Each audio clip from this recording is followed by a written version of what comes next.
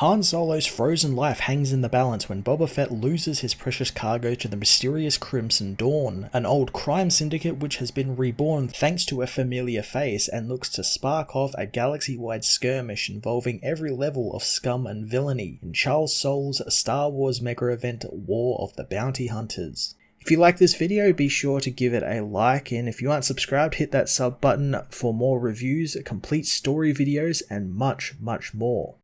Star Wars War of the Bounty Hunters finds Boba Fett en route to Jabba the Hutt on Tatooine, telling Bib Fortuna that he's got his prize. Bib asks if Han Solo is still alive in Carbonite, since that was a specific request from Jabba. Fett confirms he is alive and he will arrive soon to collect his credits. Suddenly there is an alert alarm coming from the Carbonite Matrix, prompting Boba to tell Bib he'll call him back. The hunter checks the housing, finding that Han is actually slowly unfreezing. Fett knows that nothing is ever simple, plotting a course for Nar Shaddaa, where he meets with Doc Ragon, who says that the Carbonite Matrix is unstable thanks to an organic being inside, wondering whose great idea it was to freeze a human. Boba just wants him kept alive, and if the Doctor can stabilize him, but Ragon wants cash up front for the work, like always. Boba, however, is short on credits, telling the Doctor Han Solo is in the Carbonite, and once he delivers him to Jabba, he'll double the man's usual fee. Ragon knows Solo was the king of bad choices, and they finally caught up to him, but Boba knows that he only does cash up front jobs. Fett tries to remind the Doctor they go way back, but Ragon knows that that's why he needs the money. But there could be another way he could earn it, since Nakanji has a pit warrior named Worman Lictor, and he has always wanted her dead, but she's too valuable to the Hutts, and if Boba takes her out, they are square. Boba knows the man's problems are his own, not his, and he doesn't need the kanji on his tail as well. Ragon knows that that's fair, knowing he better not get involved in Fett's business either. He explains he's got a plan to stop Lictor, saying Fett only needs to sign up for the pits and fight and win against her, even wanting to cover the entry fee for him. Boba wonders why he can't just kill her now, learning that she's heavily protected, but in the arena, anything goes. Boba knows that his armor draws quite the attention, but Doc Ragon says that he can cover it in nano paint that will come off in a few days, hoping he has no more objections. Fett agrees, asking Worman's ranking in the arena, learning that she is the top champion. At the arena, the bookie asks for an entry fee as well as the name, so the now black-armored Boba Fett gives up the credits, saying his name is Django. The woman says he'll continue to fight until he loses or decides to quit, and if he wins, he gets triple his entry fee, which he can then enter again and triple it again. Boba thinks that that's a good system, but the woman knows it only is if he wins. Heading to the arena opening, he waits for the announcer as he announces the fan favorite Johnny the Sting is working on his third victory, now going up against the Beskar brawler Django. Boba remembers the Geonosian arena from when he was a child, and when his father died as the battles begin, with the hunter easily besting fighter after fighter, until finally he gets a shot at the champion. While waiting for the fight, he talks with another fighter, who doesn't know if he should be jealous or sorry for Django for fighting Worman Lictor, since they are no joke, and most fighters take their winnings and leave, since it's not worth it, and it's why the title bout is worth 10 times instead of 3 times. Boba knows they need a good payday, and the alien thinks that he might get it, since the arena is changed up during the match to help fighters, and maybe he'll get lucky and something will help him. Boba leaves and enters the arena, where he faces Lictor, the spider lady, who thinks the arena setup today reminds her of her home web. Boba gets to work, going on the offensive against the spider woman, who says that she'll wrap the hunter up and drink him dry. She webs Boba's jetpack, flinging him around the arena and yanking the pack from his back. The woman comes to him, trying to pin Fett into the wall, but he uses his vibro knives to cut at her legs. There are too many legs, however, and one manages to stab Boba in the shoulder between his Beskar plates. The villain gloats over the injured hunter, wanting to web him up quickly and put him in her larder before he leaks out completely. Boba hits a switch on his gauntlet,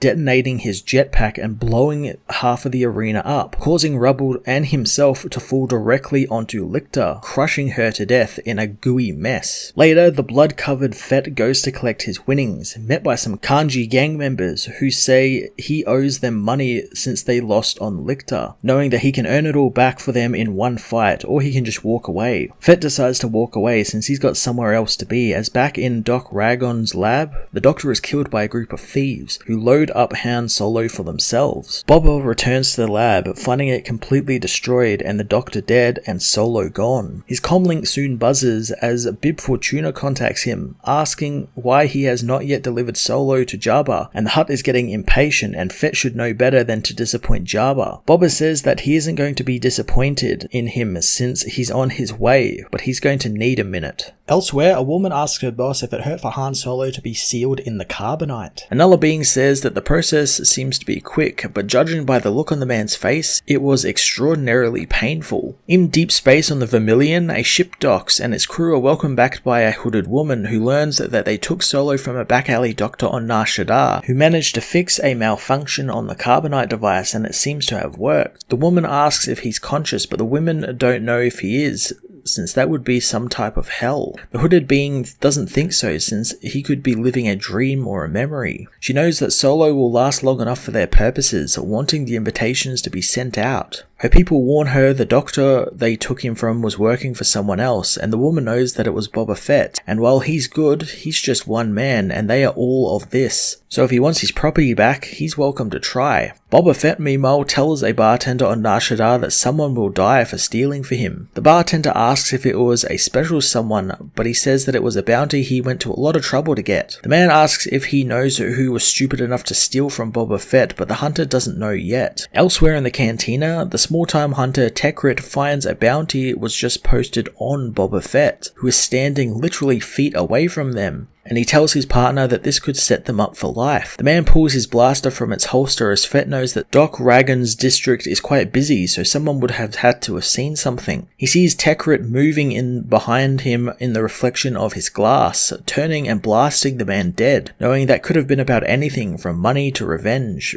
but it all ends the same. Fett takes his leave, heading back to his ship as he sends a message to Bib Fortuna, wanting it known that he is on the way to Jabba but has been delayed. As he boards his ship, a bomb goes off, blasting him back out onto the platform as Zuckuss confronts him, telling Fett to stay down if he wants to survive. Fett thinks that booby-trapping his own ship is low, but Zuckuss reminds him that they are bounty hunters, and they live in the low, demanding Fett answer his questions. Boba fires off his jetpack missile, distracting Zuckuss long enough for him to grab his blasters and get into the air with his jetpack, wondering why Zuckuss didn't predict that would ever happen. Zuckuss, however, did, which is why 4LOM is watching Fett from behind. Fett disarms himself, wanting to answer the Gans' questions, so Zuckuss wants to know where Han Solo is, since he's not on the ship, and if Fett tells him, he will live. Fett can't believe that they went inside his ship, finding it quite disrespectful since that once belonged to his father. He activates his wrist controls, getting Slave One's cannons to blow up the platform. Fett rockets out of the way of the explosions with his jetpack, returning to the ground and to Zuckuss, who is hanging on the ledge, saying that he cannot die this way. Boba disagrees as the Gan pleads for his life, saying he could tell Fett his future, seeing a sea of red and Boba drowning in it. Fett isn't interested, kicking Zuckuss from the platform. He soon finds the destroyed 4LOM, saying that he's got some questions of his own. He rips the droid's head off, taking it into his ship and linking the droid's brain with his ship's systems. He tells the droid to stop fighting the restraining bolt he put on it and tell him who sent the duo. The droid says there was a bounty placed on Boba Fett and it's an open contract, surprising Fett since it's on him, not Solo, learning it's for him dead or alive. Knowing everyone in the galaxy is now after him, Fett wants to know who set the bounty, learning that it was Jabba the Hutt. Fett heads to Tatooine, taking 4LOM's head with him as it says that it can help translate for Fett and even help with his targeting, but Fett throws the head from one of the cliffs,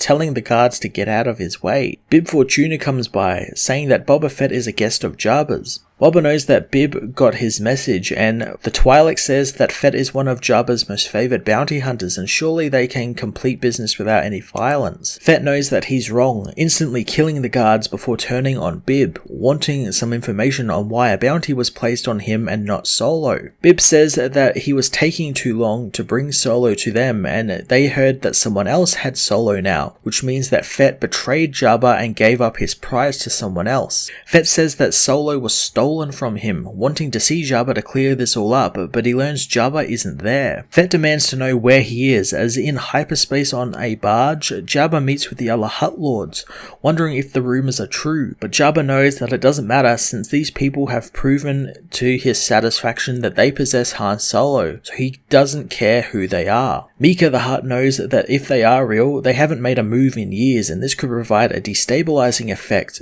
amongst their ranks, since they were powerful powerful in their day. The other Hutts aren't too worried, with some even hoping it's real since the parties these people threw back in the day were the best. Marlowe the Hutt is awakened from his slumber by his droid to give his opinion, but the old Hutt goes on about the long dead Chancellor So and her cats. Jabba wants the almost 1,000-year-old Hutt to rest since there's more important things to consider, since the person who ran this organization before couldn't stay hidden for long, since he would have revealed himself already and he hasn't. So Jabba thinks that that person is dead, which means that someone else has taken over, someone who could have killed this person, which would have made them rather formidable. Jabba tells the others not to worry though, since they are Hutts and they take the long view of whatever comes, so they'll be ready with their fleet. Fett learns that Jabba got an invite from the people that took Han Solo, and Bib knows that it's time Fett left, while he still can as the denizens of the palace begin showing up. Fett knows the weight his name carries however, knowing the people want to live, but if they fight him, most of them will die, and they'll be dying for Bib Fortuna. The people let him in so he can see the invitation with his own eyes. Activating it, he finds the hooded woman saying that Jabba is invited to be present alongside the other great galactic powers to witness the return of Crimson Dawn, who only wish to engage in galactic society again and do business, and as a gesture of goodwill, they offer up Jabba Han Solo, looking forward to seeing him at the celebration on Jakara, but until then, they are to await the dawn. Boba realizes that Crimson Dawn stole Han Solo from him to impress Jabba, making him very unhappy, so he wants Bib to fix up his ship since he's going to Jakara to get his property back. Bib wonders how he's going to do that since Crimson Dawn,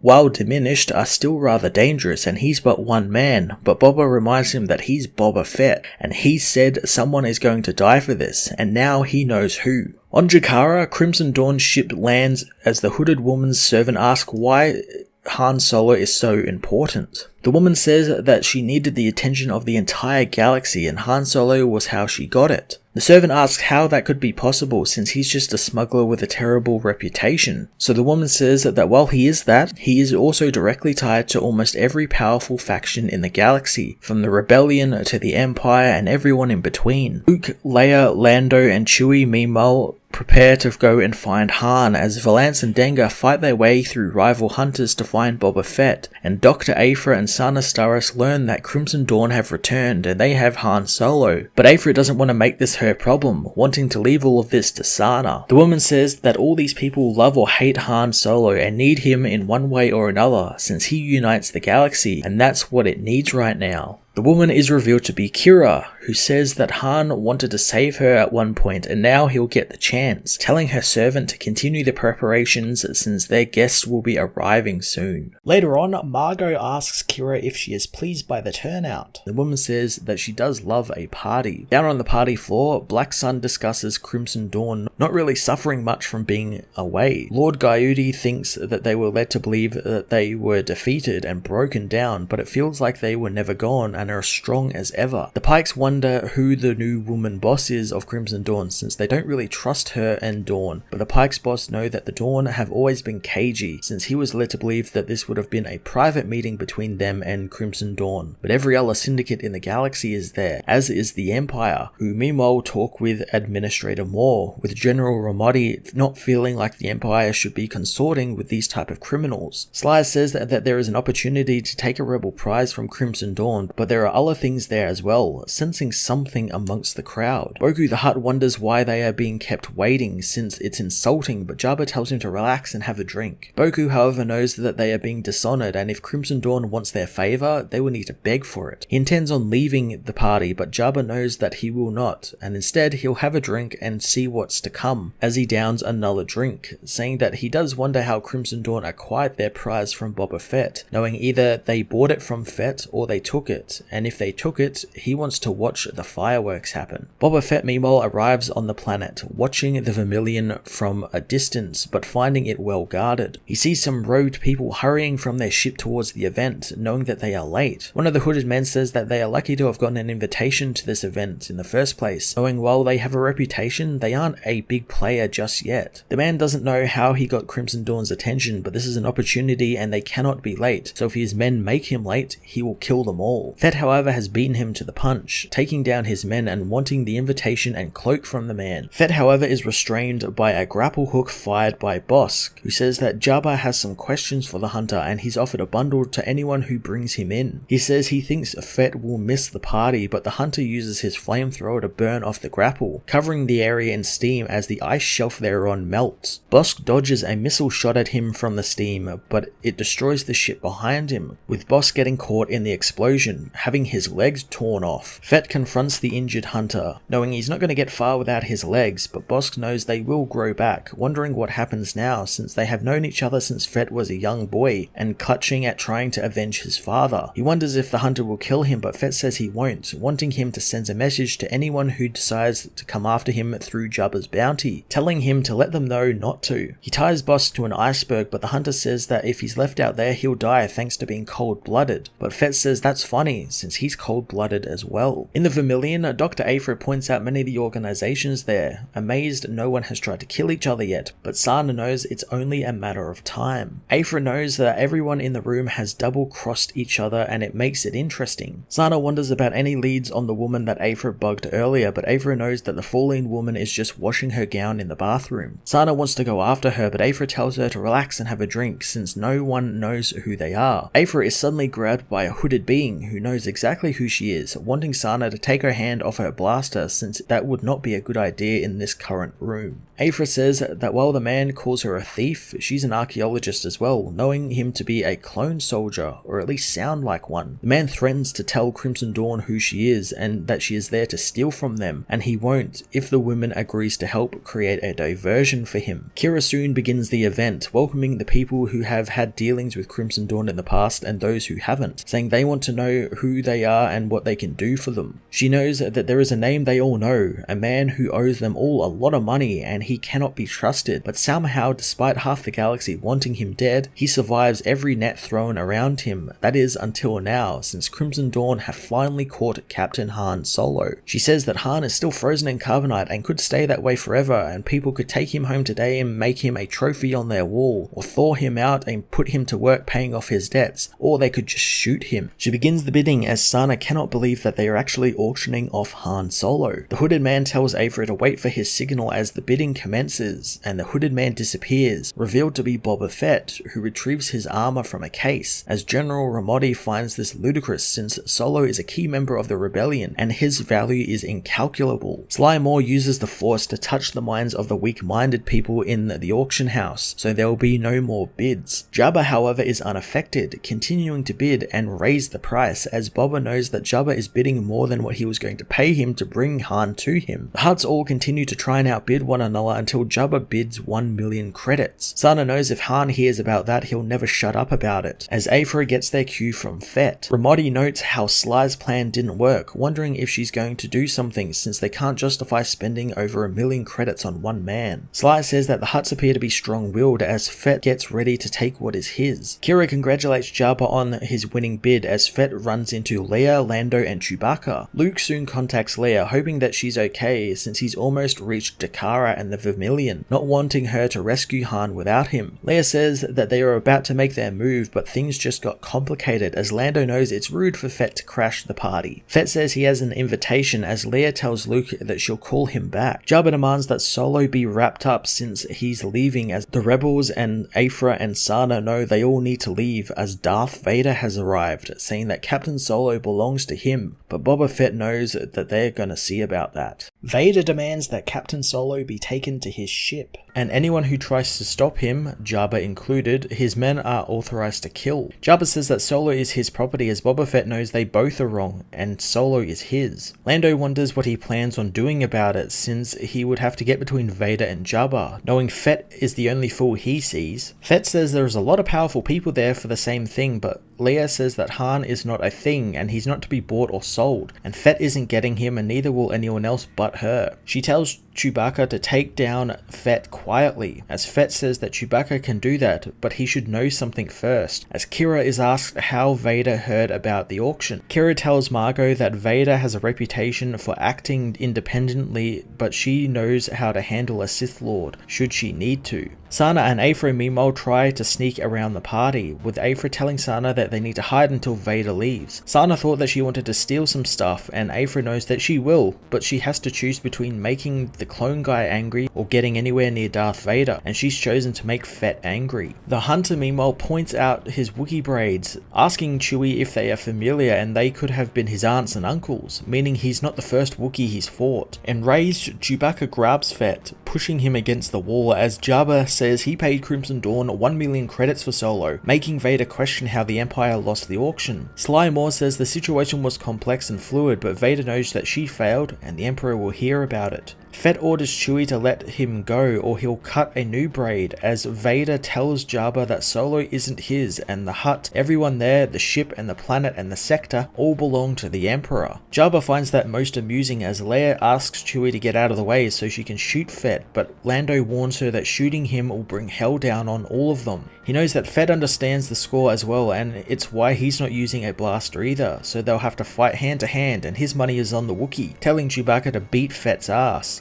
The Hunter and the Wookiee begin their fight, as Vader says the Hutts have a long-standing deal with the Empire, and Jabba enjoys the most favoured status amongst the galaxy's underworld, but there are many others that can fill that same hole, like Black Sun or the Crimora, and it doesn't matter since the terms of the deal can always be changed. Vader knows that Jabba is aware of this since he can sense the fear in them all. As Fett and Chewie's fight continues, a Hutt is outraged by Vader's claims since the Hutts have been excellent partners to the Empire for many years, and he can't just walk in and threaten Jabba or steal from him. Vader asks who the Hutt is, but Jabba says he's no one, as Chewie is set on fire by Fett's flamethrower, forcing Lando to douse his friend in his cape. Leia keeps a gun trained on Fett, who reminds her that a blaster shot will get them all killed. He quickly disarms Leia, saying he doesn't need any more enemies, and he realizes that they are after the same person, but he won't get in their way if they don't get in his, since he's trying to make a living. Lando wants to make a deal, since he knows Fett won't sell Han to Jabba, so the rebellion can cover his bounty if he helps. Fett says that he has a bounty and there is a client, and that's all there is to it, and that's all it's going to be, since that's a code. He tosses Leia back her blaster, telling them not to get in his way, as Lando retrieves his burnt cape, knowing that he loved it so. Jabba meanwhile relents, allowing Vader to take Han as his. Sana and Aphra meanwhile smell someone's burned hair, reminding Aphra of when Black Chrysanthemum was in a fight with 000 and the droid burned him with a flamethrower. Kira steps in to stop Vader leaving, wishing to talk with the Dark Lord since Solo was auctioned off and they are still owed 1 million credits, and since Vader is taking Solo, he assumes that debt. Vader says that she is owed nothing, as Kira says that maybe the Empire is too poor to pay off its debts, or too cheap. After a moment, Vader ignites his saber, but Kira is ready with her own weapons, telling Vader that not everyone is afraid of him. The woman easily dodges Vader, who recognizes the teachings of Darth Maul in her form. Kira knows that he's in trouble then, as Vader demands she tell him who her master was. Kira says that it was someone who knew Vader quite well as his master. Vader knows that her skill doesn't credit her teacher,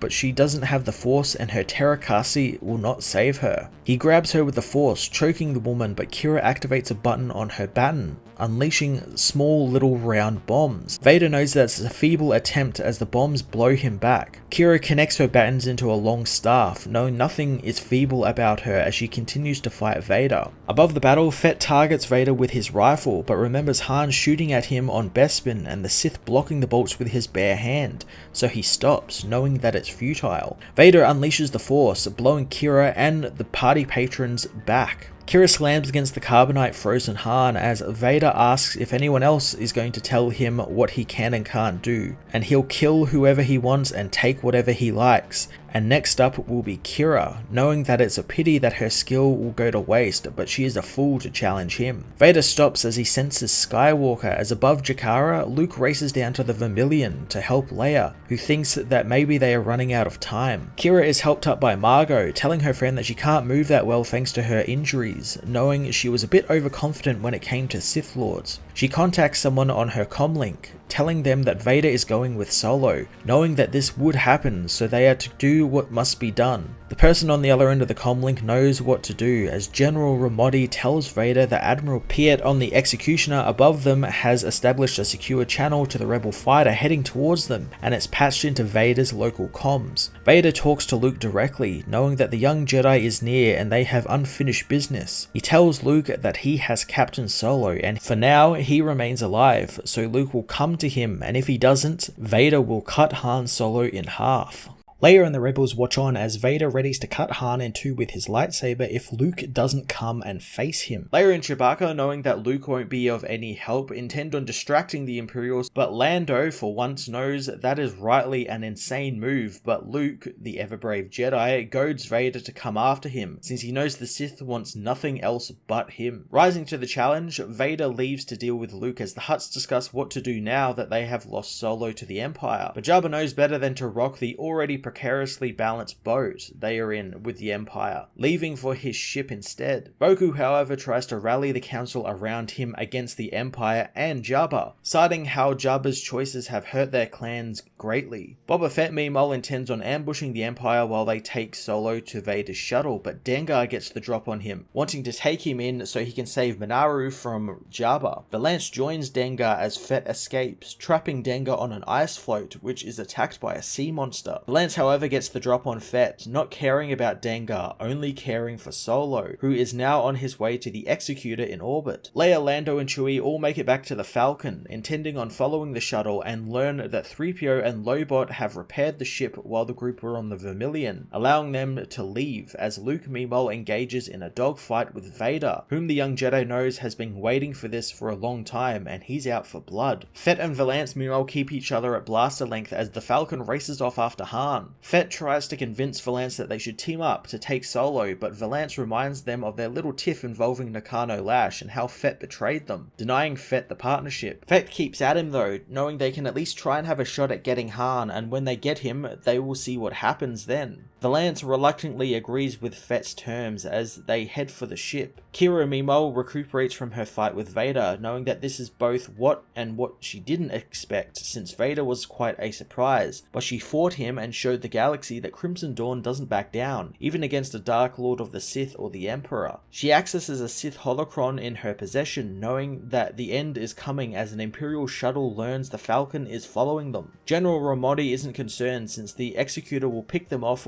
like a womp rat once they get within range. Lando isn't worried either thanks to their secret weapon, as Fett and Valance meanwhile tail behind the Falcon. Valance refuses to let his partner destroy the rebel ship, knowing that if he did he'd have to contend with him, as General Ramodi's shuttle is suddenly shut down thanks to Lobot's cybernetics sending out a signal from the Falcon's systems. Before the ship can dock with it though, Fett unleashes a low power seismic charge, shorting out the Falcon's systems as well. However, before Fett can get to the shuttle though, an entire Hutt fleet arrives from hyperspace, intending on taking Solo for Boku the Hutt and the Hutt clans. The shut-down Imperial shuttle meanwhile is forced to wait as the Hutt clans bear down on them, calling for any assistance from the Executor. The Hutts latch on to the shuttle as Boku watches on. The other Hutt clans, however, don't think this is a good idea, being that there's a giant Star Destroyer right there in front of them, but Boku knows the shuttle and its people will be returned once they get their cargo, and they need to show the Imperials that they are being partners going forward. TIE fighters are sent out after the Hutts, making Boku know that the Empire have decided to fight then. Admiral Piet meanwhile is told his fighters have engaged the Hutts and they should be eliminated in short order, and then they can get back their shuttle. Piet wants to know why the Hutts are being so foolish, but his officers have no clue since the other syndicates like Black Sun are staying clear of this event. An officer knows that it's because they are cowards, but there are two other vessels in range of the shuttle as well. A Firespray class guard ship and a Corellian freighter, and both were involved in an unrelated skirmish where the Firespray attacked the freighter. Piet knows that they are just petty criminals, wanting the shuttle brought back and Vader informed. Darth Vader meanwhile continues pursuing his son Luke, unimpressed with Piet's disturbance since the Hutt's activities matter little to him, only that Solo is on board the Executor by the time he returns. Luke Luke knows that they need more speed to stay ahead of Vader, as R2 tells him he's doing everything he can. Luke knows the droid is contacting the Falcon, which Lando and Chewie are still fixing. Leia tells him about Lobot disabling the shuttle, but the Hutts showed up and started a skirmish. She tells Luke that they cannot fight the Hutts in the state they're in, and any second now the shuttle will be out of Lobot's range. Luke asks if someone attacked them,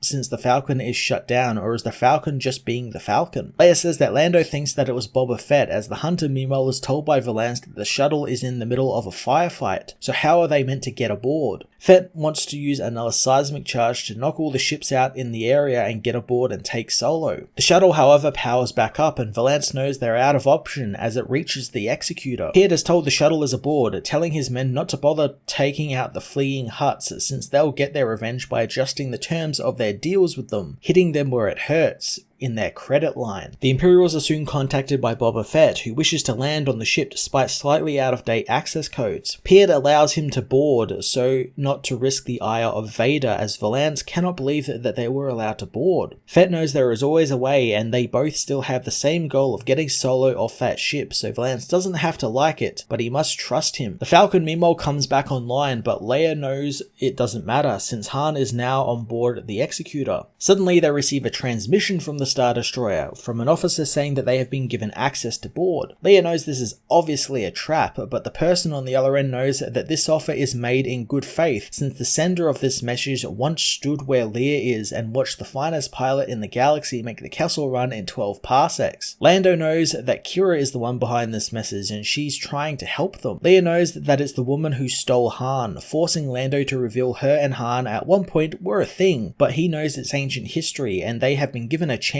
now. He knows that if anyone could pull this off, it's Kira and Crimson Dawn, so they board, finding an Imperial officer waiting for them, an officer who is part of the Dawn. The Hutts meanwhile discuss their next plan now that Boku's plans didn't work out, as Boku gets a message from Crimson Dawn, who want him to continue distracting the Imperials further, taking it further and actually attacking them head on. Boku doesn't want to risk going up against all that firepower, but Kira knows that she wouldn't ask if there were any other options, and the other Hutts learn of Boku's new mission as he calls for all his ships in the system to attack the Empire, calling for the destruction of the Executor. Piet is shocked that they would actually attack, knowing that they will wipe the scum out in due time. He wants Vader told of the escalation, but his officer reminds him that Vader was very explicit about not being disturbed unless the Emperor himself orders it. Piet understands, wanting a channel opened to Emperor Palpatine. Fett and Valance meanwhile walk unguarded through the Imperial hangar, knowing the Empire is too busy dealing with the battle outside. Valance, being an ex-Imperial himself, knows the layout of Star Destroyers and knows that the Imperials don't like to change things up, leading Fett towards the detention levels where they are attacked by a K2 security droid which chokes Fett out. Valance blasts the droid's head off, causing it to drop Fett, who knows he'll be okay, reminding Valance their deal to get Solo, but when the time comes, he will take a shot and Valance will take his, and they'll see who comes out. Valance knows he's made that extremely clear, and clear that they weren't friends, but Fett wasn't worried about that, since this time has come. He throws a thermal detonator onto Valance, which blows the Hunter's body to bits. Valance knows that he still needs him, but Fett knows how to slice into doors, appreciating the help, and if Valance ever wants another shot at Solo, he will find him on Tatooine in Jabba's palace. Or maybe Valance should just find another line of work. Piet contacts Vader, who isn't happy with the interruption, but Piet says that he talked with the Emperor, who demands the Hutts be punished for their insolence, ordering Vader to end the insurrection personally. Vader follows orders, telling Skywalker he is leaving, but he senses the boy's terror and his skill in the Force doesn't matter, only his fear does,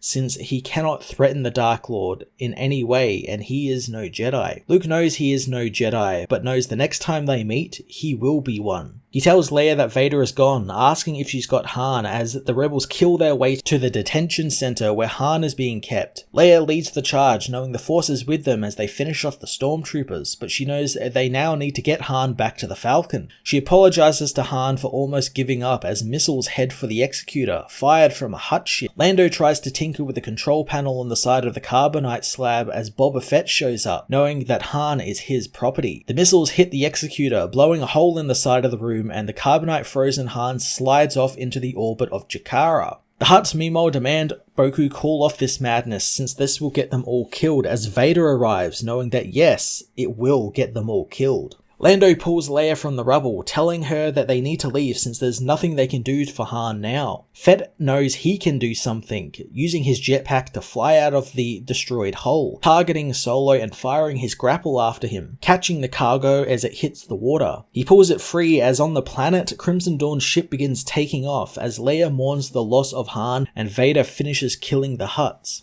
As Valance slowly dies, Kira knows that this was a good beginning, and while it didn't go exactly as she hoped since she did indeed want to return Han to his people, their goals were achieved and instability between the Hutts and the Empire was created. And while they gained new enemies, they found others who might serve the Dawn. Kira meets with the Knights of Ren, telling them that the Dawn has come and the real work now begins, so now they await the rain. Later on Tatooine, Boba Fett delivers Han to Jabba, who pretends he never doubted the Hunter. Fett knows all about the bounty the Hutt placed on him, very unhappy about that, but Jabba says the bounty has been cancelled and it wasn't personal, something Fett knows it never is. He wasn't sure if he could collect from Jabba since he thought the Empire would do what they did to Jeddah to the Hutt clans. Jabba knows that the Hutt Council is now all dead, which leaves him to the sole authority of the clans, and he will make sure they patch up relations with the Empire. He tells Fett now that Crimson Dawn is back, he has more work for him than ever, wanting him to stay and see what opportunities come his way, and if nothing else, he'll get to see the look of agony on Solo's face every day. Fett thinks that Solo should just be thrown into the Sarlacc pit since he brings nothing but trouble wherever he goes. He knows that he brought Solo to him and he could take him back, but if Jabba wants to keep him, he needs to finally pay him.